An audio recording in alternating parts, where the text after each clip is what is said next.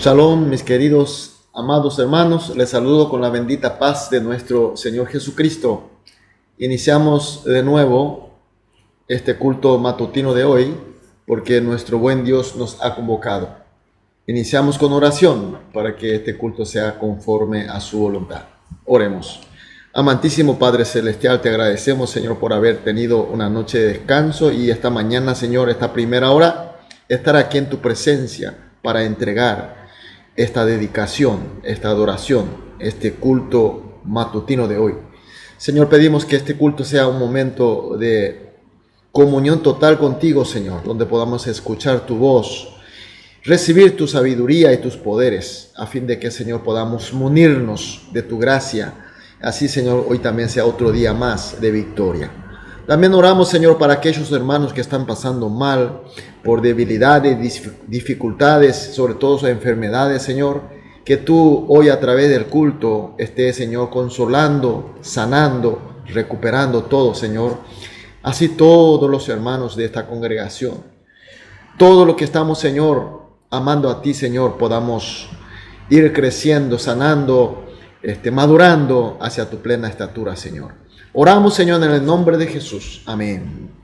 Gloria a Dios. Vamos a adorar a nuestro Dios con una alabanza.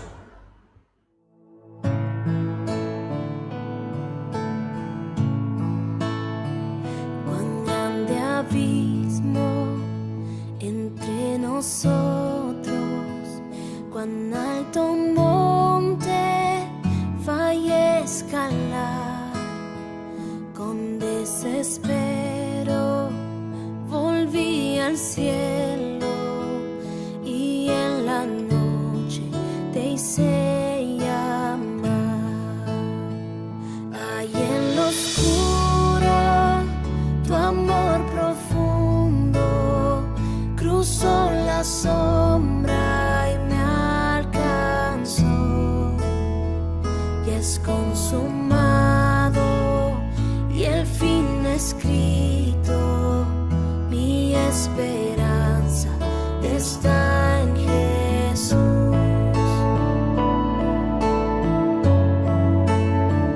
¿Quién imagina piedad tan grande, tan plena gracia al corazón? El Dios eterno dejó su gloria. Él se vistió. La cruz ha hablado, soy perdonado. El Rey de Reyes me adoptó. Señor hermoso, te pertenezco. Mi esperanza está en Jesús. Oh, aleluya, sea el que me libertó. Aleluya, de la muerte me arrancó, las cadenas quebrantó, y en su nombre hay salvación. Mi esperanza está en Jesús. Y tus promesas fueron selladas cuando tu cuerpo resucitó. Desde el silencio, tu gran rugido quebra el poder de la muerte en mí. La victoria está en ti.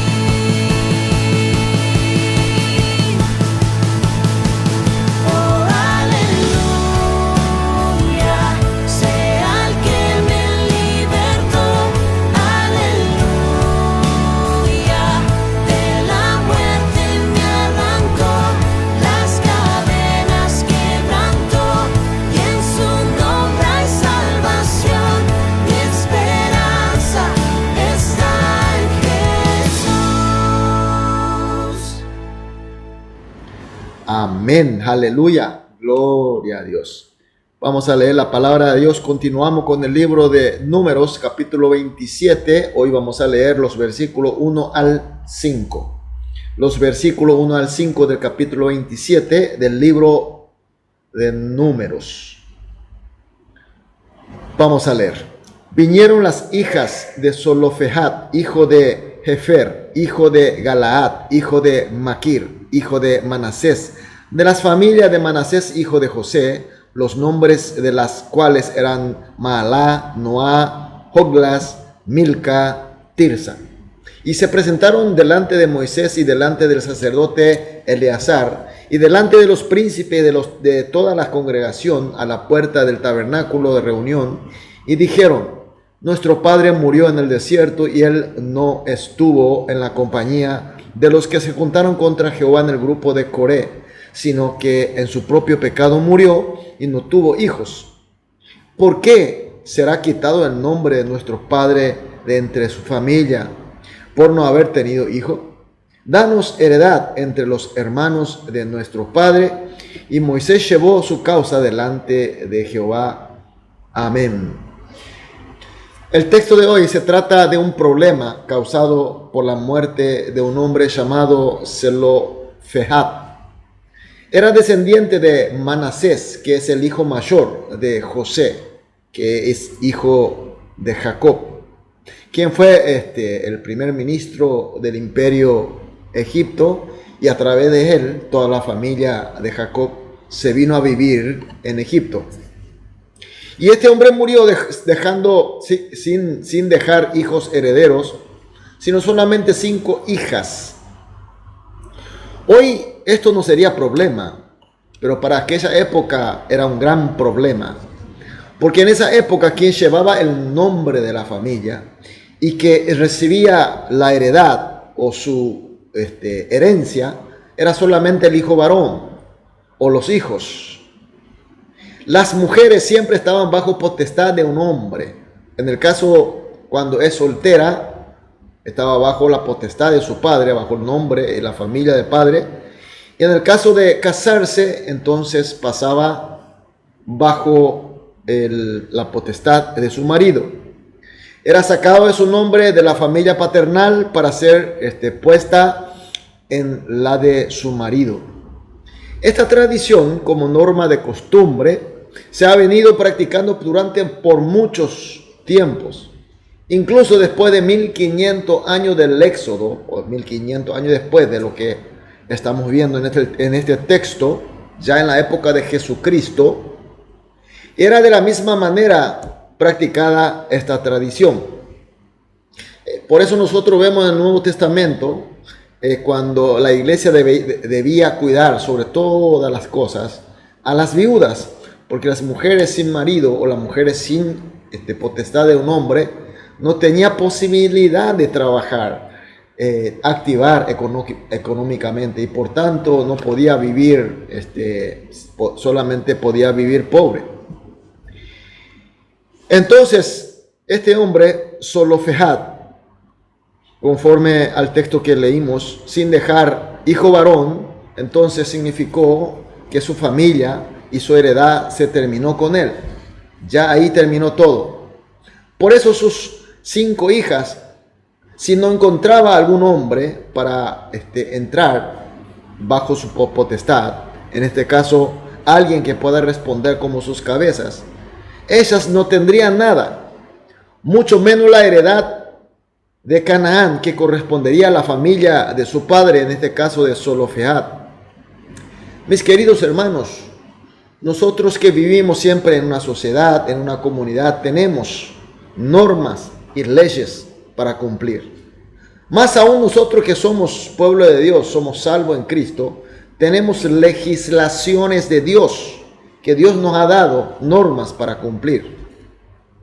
Y entre estas normas, las leyes de Dios, hay las que son eternas e inmutables. Una ley que Dios nos ha dado para que nosotros cumplamos nada más. Son leyes que están sobre nuestra razón o nuestro juicio o nuestras calificaciones. Son aquellas que tenemos que cumplirla nada más. Ejemplo, los 10 mandamientos, en el primer mandamiento dice que no tenemos que tener otro Dios. No tendrás otros dioses, no hagas imágenes, no inclinarás ante los dioses o los ídolos. Son las leyes que solamente tenemos que cumplir. No son para ser sometidos bajo nuestro raciocinio, para calificarla y aplicarla según nuestros pareceres. Solamente hay que obedecer, nada más. No puede haber otro Dios para nosotros. No puede haber otros ídolos para nosotros. No podemos tener otra cosa que amemos más que a Dios. Simplemente obedecer, amar sobre toda la cosa a Dios y punto, sin más. Pero también hay leyes que Dios nos ha dado a fin de lograr un propósito específico de Dios. Son aquellas leyes que están para lograr la voluntad de Dios. Por tanto, lograr la voluntad del propósito de Dios es más importante que cumplir la formalidad del acto. Como por ejemplo, Jesús en su última cena con su discípulo pidió que la misma se haga en su memoria siempre, todos los discípulos.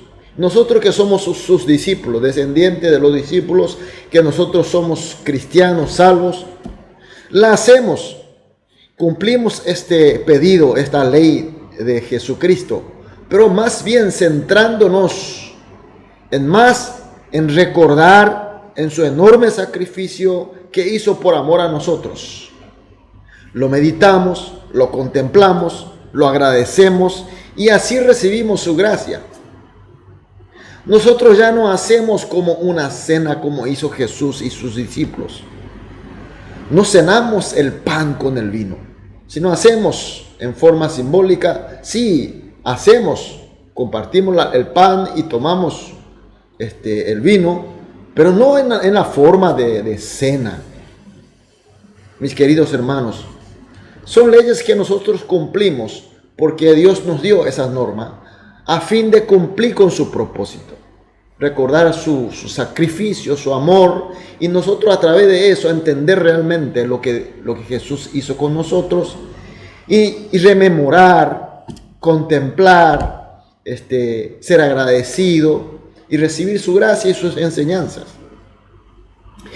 Y también hay usos y costumbres que se han convertido en normas y tradiciones en la iglesia.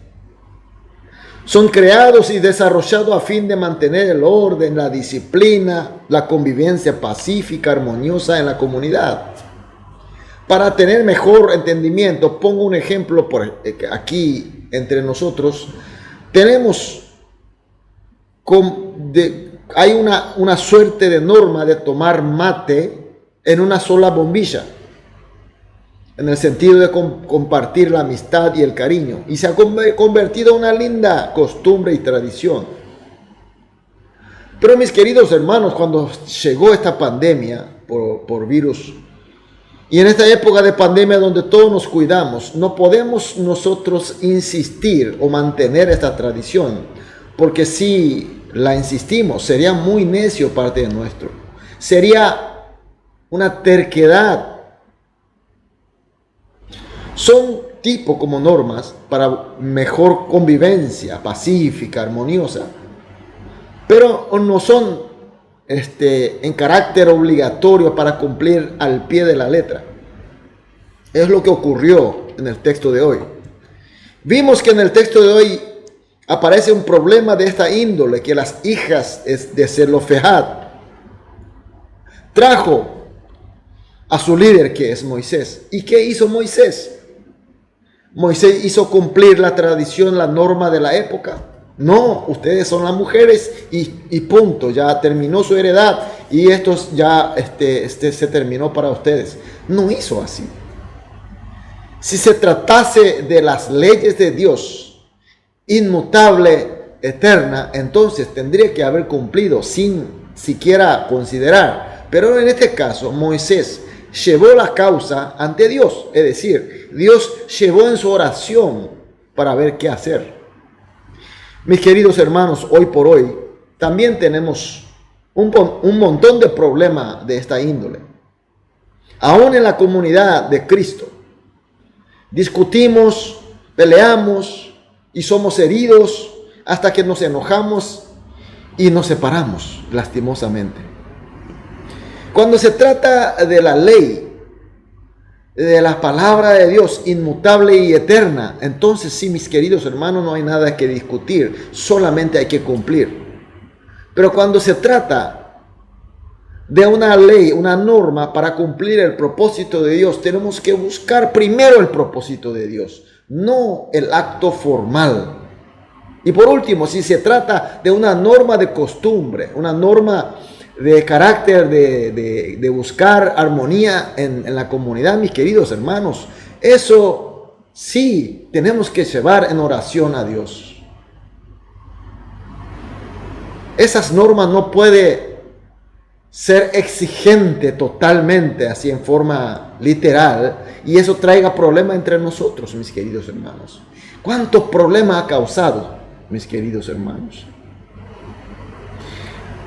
Distingamos cuáles son las normas que Dios nos puso para cumplir al pie de la letra. Otras que son más importantes, buscar la voluntad de Dios, no la parte formal del acto. Y últimamente, si son normas para buscar una mejor convivencia y sobre todo son tradicionales, entonces, mis queridos hermanos, dejemos de obligarnos a algo que no vale la pena. Por eso, mis queridos hermanos, esta mañana vamos a orar de esta manera. Primera oración: Señor, danos fe para obedecerte plenamente a tu palabra, la palabra inmutable eterna. Eso sí. Y segunda oración: Señor, pedimos para que podamos orar siempre, para estar en el amor, en la paz y en la disciplina de Cristo. Y por último, que sirvamos humildemente obedeciendo a la gracia recibida mediante la palabra de Dios y de su gracia. Oramos estas tres oraciones en forma conjunta, y luego individualmente vamos a orar, y después de todas las oraciones saldremos a dedicar nuestra actividad del día, pero orando a Dios y recibiendo sabiduría de Él y siendo guiado por Él. Amén. Amén, aleluya. Vamos a orar. Amado Dios, muchas gracias por tu palabra. Gracias por tu luz una vez más, Señor. Ahora, Señor, pedimos la iglesia junta, toda la congregación, Señor, la fe. Esa fe que nos hace obedecer plenamente a tu palabra. Esa palabra innegociable, esa palabra inmutable, eterna, Señor, que cumplamos al pie de la letra. Pero también oramos para estar siempre en tu amor, en tu paz, en tu disciplina, Señor. Y por último, Señor, pedimos todo lo que entendamos, todo lo que recibamos por tu palabra y por la oración, que podamos obedecer, Señor. Oramos, Señor, en el nombre de Jesús. Amén.